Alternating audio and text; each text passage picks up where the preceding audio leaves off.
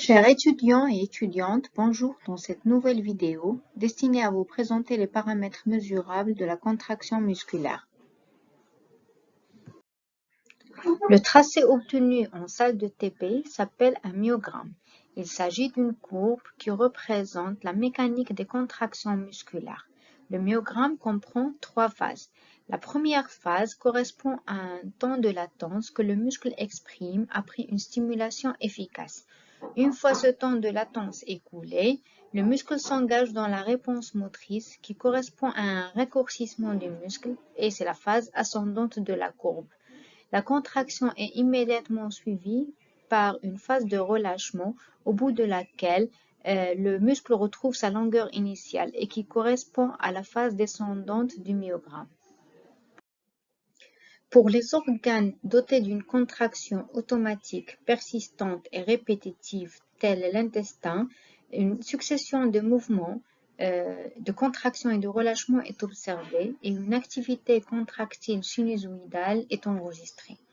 Pour évaluer l'action d'une intervention donnée, telle une stimulation par exemple, ou la présence ou l'absence d'une substance, sur l'activité contractile, les paramètres de la contraction sont mesurés. Ces paramètres sont l'amplitude de la contraction, la fréquence des contractions et les variations du tonus musculaire.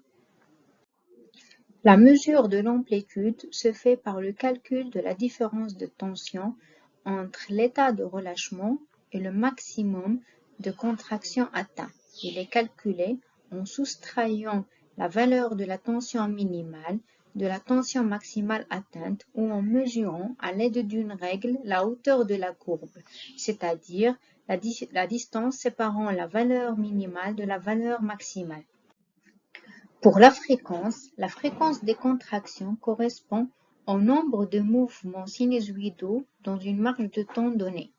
Généralement, la fréquence est donnée en nombre de contractions par minute. Il s'agit donc de calculer le nombre de contractions par minute.